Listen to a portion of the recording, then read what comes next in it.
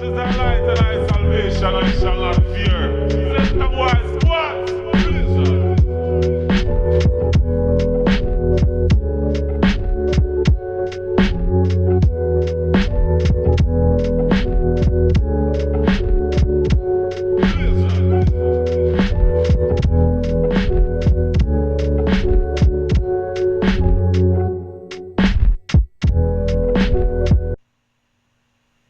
All right, Shalom. I want to give all the praise, honor, and glory to Yahawah Bahasham, YAHAWASHI, Bahasham Rakah Qudash. Double honors to the apostles and elders, a great millstone who taught me this truth. Shalom to the hopeful elect. The great noticing continues. This is the end of the road for Esau Edom. The truth is out. Everyone is watching. There is no excuse, right? Obadiah 1 and 6. How are the things that Esau searched out? How are his hidden things sought up?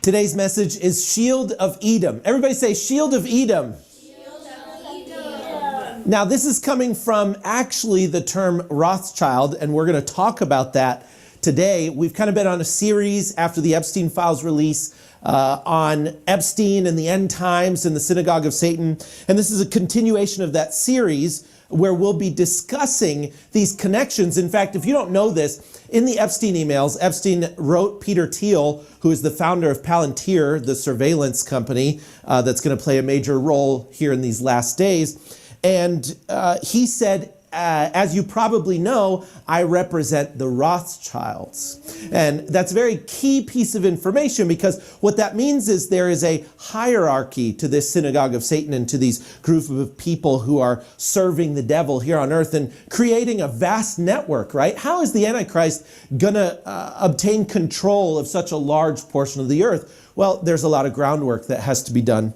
in advance. The surname Rothschild originates from German, meaning red shield. Now, most people know that, okay? Most people realize that the Rothschilds are Ashkenazis, they're German Jews, and that their last name means red shield. They've been around for a long time. They played a major role in the facilitation and founding of the current modern state of Israel, and we're going to talk about that today. But here's the part that people don't know, and we're going to make a lot of connections. So today's sermon is really going to cover not just the Rothschild family, but this long-term connection from Edom all the way to the Antichrist in the last days. And I want you guys to see these key connections. When it's translated into Hebrew, based on its etymological meaning, it corresponds to Magen Edom. Okay, what do I mean by that? The term Rothschild, that family name, means Magen Edom in Hebrew. Now, some people say it means red shield in Hebrew as well. Well, Yeah, we always, bring this out, because everybody's watching the prophets, man. All right, the master plan of the illuminated Rothschilds, right? Straight to the point. In the second paragraph here, under, can you be more specific as to the role the Rothschilds play into all of this, right? It says, let me give you some background information. On one level, the Rothschilds secretly call themselves the House of David, from the tribe of Judah. Now, Rothschild translated from German to English means red shield. During biblical times, the Edomites' fortress was the red rocks of Petra. Esau, the twin brother of Jacob, was described as, quote, red and hairy. So this information fits perfectly with what survivors have been telling me. That on a deeper level, the Rothschilds are also claiming to be the descendants of Esau, right? To be the descendants of Esau, and thus are really from the house or tribe of Esau, okay? It's all coming out, man. This got to be the end of the road for these devils, What they're trying to do is to get the birthright back from the house of Jacob, who are the real Jews.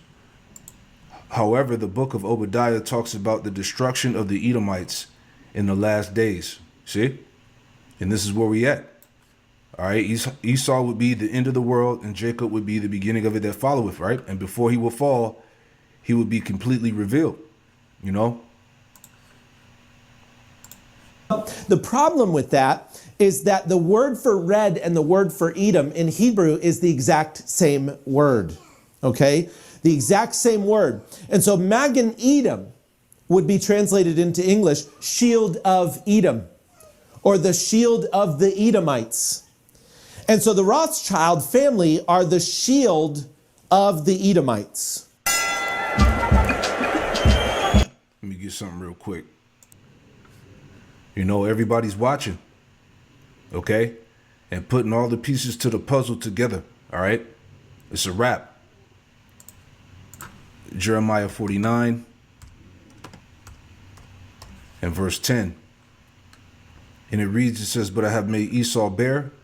I have uncovered his secret places, and he should not be able to hide himself. He can't hide no more, man.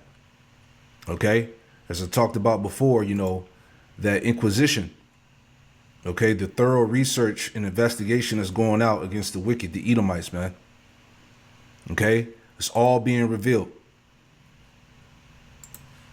I have uncovered his secret places, and he should not be able to hide himself. His seed is spoiled in his brethren, in his neighbors, and he is not. And let's go back to our 1948 Israel. These are the promises.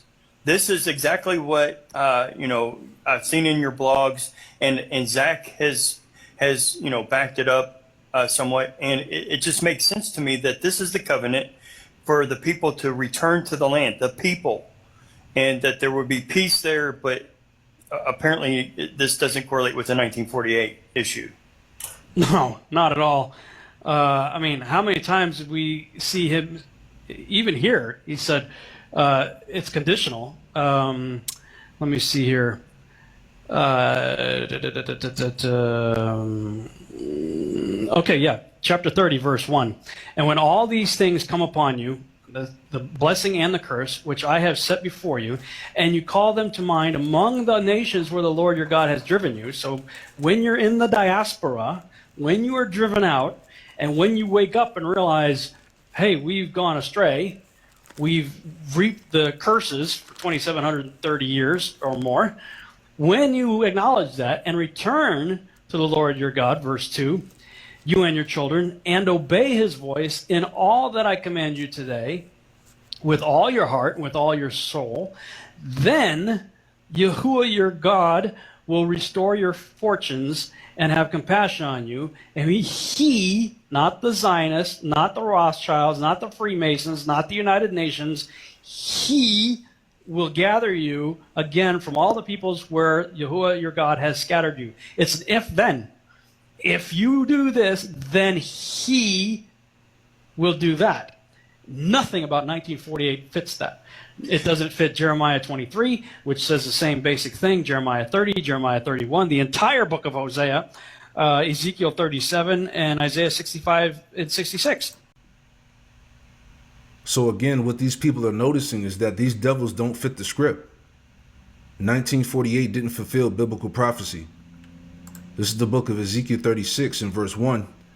And it reads, it says, also thou son of man, prophesy unto the mountains of Israel, and say, ye mountains of Israel, hear the word of the Lord, YAHAWASHI. Verse 2, thus saith the Lord power, YAHAWASHI, because the enemy have said against you, aha, even the ancient high places are ours in possession, right? So how did they get the land? All right, it goes back to 1917 through the Balfour Declaration, all right? And here's the official letter here on the right. But as you read on here, okay, this is how they created the so-called J estate, right? So it says, the Balfour Declaration was a public statement issued by the British government in 1917 during the First World War, announcing its support for the establishment of a, quote, national home for the Jewish people in Palestine, then the Ottoman region with the small minority Jewish population. It says the declaration was contained in a letter dated November 2nd, 1917 from Arthur Balfour, the British Foreign Secretary, to Lord Rothschild, and his name was Walter Lionel Rothschild. Okay, it says a leader of the British Jewish community for transmission to the Z Federation of Great Britain and Ireland. The text of the declaration was published in the press on November 9th, 1917. All right. And you can read the rest of that. But that's pretty much how they were able to establish, you know, the creation of the J estate in Israel. Okay. Which came along in 1948. Okay. So that's how they got the land. So going back, Ezekiel 36 and verse 5. And it reads, Therefore thus saith the Lord power, YAHAWASHI, surely in the fire of my jealousy have I spoken against the residue of the heathen, and against all of Idumea. Okay, Idumea is Greek for Edom, Esau, Edom. And against all of Idumea, which have appointed my land into their possession. Okay, how did they get the land? 1917, through the Balfour Declaration, which set up, you know, the creation of the so-called J estate in Israel, 1948. This is how it happened. And against all of Idumea, which have appointed my land into their possession, with the joy of all their heart, with despiteful minds to cast it out for a prey. You see? They all say the same thing. Well, we had a dispensational teacher on last night, and he was compartmentalizing the church and the Jews. And we brought this up to him a little bit last night, kind of stumped him. And that's not what our goal was. Our goal was to get the information, because he's a great guy. Too much information is coming out. All right. This is why I've been saying that this internet doesn't have much time left, man. All right. Zechariah 9 and 6. Right. Okay, this is Zechariah 9 and 6. It says, And a bastard shall dwell in Ashdod. Ashdod is in Jerusalem, in Israel. Okay, a bastard, an illegitimate son. Okay, these people do not belong to YAHAWASHI. All right, so a bastard son is dwelling in Ashdod, in Jerusalem. And I will cut off the pride of the Philistines. Right, Isaiah, just adding to that, Isaiah 63. In verse 17, and it reads, it says, O Lord, YAHAWASHI, why hast thou made us to err from thy ways, and harden our heart from thy fear? Return for thy servant's sake the tribes of thy inheritance. You see that? You know, so the Lord, in this time that we live in now, all right, dealing with the great awakening and the Lord putting the breath back into us, the Lord has adopted us back. Okay? Through the sacrifice of YAHAWASHI, man. You know, it says, verse 18, the people of thy holiness have possessed it but a little while, right? You know, we had, you know, under King David and King Solomon, you know, we had 40 years of peace, and that was it. You know, it says the people of thy holiness have possessed it but a little while. Our adversaries have trodden down thy sanctuary, going back to, you know, to 70 AD. Verse 19, the point, it says, we are thine. Excuse me. We are thine. Thou never bearest rule over them. Okay, these damn Edomites, these devils. Thou never bearest rule over them. They were not called by thy name. You see that? So again, as we were just watching in this quick lesson that I did last year, okay, 1948 didn't fulfill biblical prophecy. Now let that sink in. Okay, people are talking about this all over the earth, man. All right, they are not the true biblical Israelites. Okay, and that's why this thing is, like I said, it's definitely, the internet is definitely coming to an end, man. It's a wrap out here, man. Right? Let's get this next clip real fast. I saw this on the feed earlier. This is from the Jimmy Dore show. Huckabee can explain Jay's right to land to Israel land, right? Because there are a lot of people in the territory that Israel controls today, particularly in the West Bank, who, through genetic testing, we can know their families have been here for thousands of years. We don't know whether they practiced Judaism, whether they were Samaritans, but pre-Islam. We don't know that. A lot of them we know have been Christians for 2,000 years. They have less of a right to the land than someone whose ancestors, the only thing we know about them is they lived in Latvia or Poland. They're Eastern European. How does that work? They're Jewish. you know, in Israel, that you're not allowed to get a DNA test to track your genealogy without a court order. So this is from the Jerusalem Post. Want to fully understand your family genealogy? Not without a court order. According to some ancestry websites, there are indicators to tell you if you possess Jewish DNA or not, but you need a court order. And why is that? Because they don't want people to know that the Jews who live in Israel aren't from there. They're not Semitic. You know who is Semitic? The Palestinians. And so Tucker Carlson was interviewing Mike Huckabee, the United States ambassador to Israel, although it sounds like he's representing Israel and not the United States at all. He's 100% traitor to the United States. He is there representing the interests of Israel.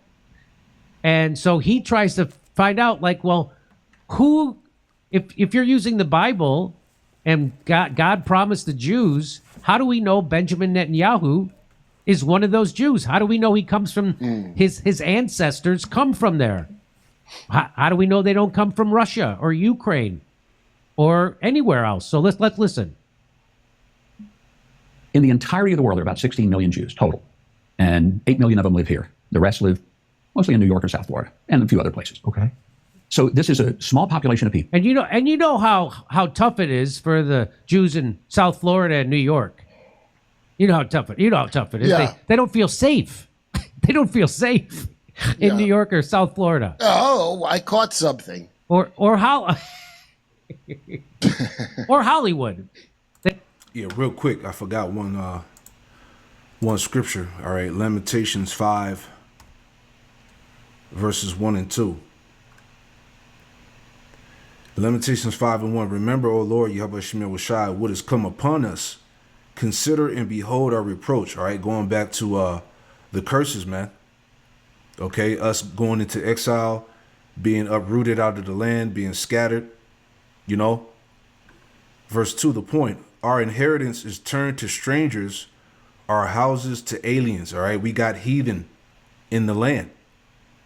Okay, now the heathen, now the heathen occupy the Holy Land. The Edomites. Our inheritance is turned to strangers, our houses to aliens. You see, that's prophecy. Okay. They don't feel safe. I've heard this. They don't feel safe. Really? You don't feel? Of course they feel safe. Of course they do. Here we go. You know what makes them not feel safe? When Israel, in the name of Judaism, does a genocide in 4K right in front of everyone's eyes. Then that causes a lot of anti-Semitism because the people doing the genociding conflate Judaism with Zionism and Israel. And they don't have anything to do with each other. And they're hoping, they have something to do with each other, but they're hoping that there will be more anti-Semitism as a result of their evil, because the Jews will want nothing to do with it. They want to force them to all be on their side. And what better way than to put their backs up against a wall where you do so much evil, people just start blaming everyone that looks like you. So we better throw in together. So it makes their theory is to make all the Jews of the world unite together because the world is against them because they've done a genocide in front of everyone's face, and now people are against them because they've conflated Judaism and Jews everywhere with Israel. That used to be called anti-Semitic to do that. If you conflated Jews everywhere with Israel, that used to be considered anti-Semitic. But now the Zionists in Israel are doing it themselves to conflate that. Okay, so yeah, the whole world is against them. This is what they're doing. All right, but it's prophecy though. All right, Job, is it Job 20? Bear with me. Okay, this is Job 20 in Job 20 and 25. It says, Job 20 and 26, it says, all darkness shall be hid in his secret places. A fire not blown shall consume him. It shall go ill with him that is left in his tabernacle. All right, destruction. Verse 27, the heaven shall reveal his iniquity, right? The heaven really going back to the prophets through this internet, man. Okay, you got the two witnesses, right? And then you got that third witness, which is also the internet, these these so-called Edomite truthers that's exposing them. Okay? This is what's going on in this time. The heavens shall reveal his iniquity, and the earth shall rise up against him, as they were saying. All right, this is what's happening to Esau, Edom in these last days. The earth is rising up against him. All right, he's been fully exposed. Let's get back to this. Here we go. In the entirety of the world, there are about 16 million Jews total, and 8 million of them live here. The rest live mostly in New York or South Florida, and a few other places. Okay. So this is a small population of people. They have connection to this land, historically, biblically. Do they? Yes, they do. If Bibi's family, we know they lived in Eastern Europe. There's no evidence they ever lived here. He's not religious. But in what sense? ancestrally- How do we know that? Do you have his family tree? No, we don't. Do you? He doesn't. So no one does. That's the point. But So if how do there we is- know that? So how about Huckabee? Do you have this family tree? And nobody has his family tree. No one. He doesn't have it. I don't have it. You don't have it. There's no Benjamin Netanyahu family tree because his last name is Milkowski. All we can say for sure is he didn't come from that region of the Well, world. all we know is for sure is that he's not from is that there. he's not from the region in Israel. Is he If they are connected to the land Jewish, at all? and if there has been a practice of Judaism and a connection to the language, the But he Bible, doesn't- the land, His ancestors didn't. He doesn't practice Judaism in any rigorous way. His ancestors didn't live here. They didn't speak the language, and there's no evidence they ever lived here. So on what basis does he have a right very to be much. here?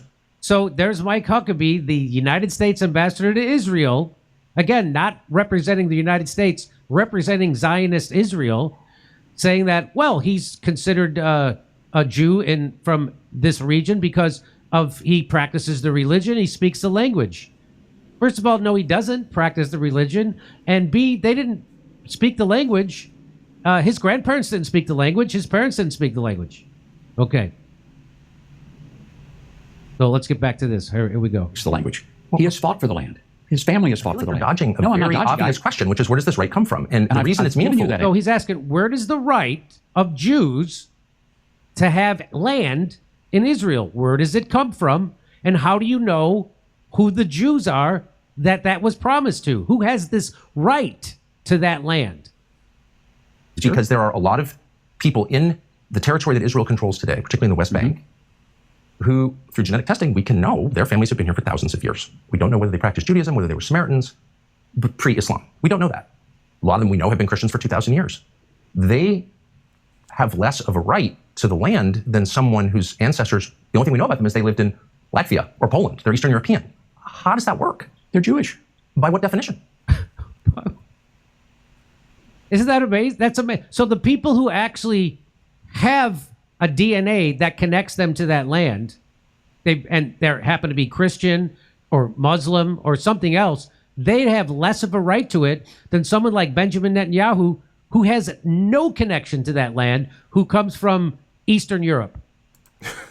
Right. So the bottom line is the bottom line is this: through the back and forths about them arguing if these people are the real biblical Israelites or not.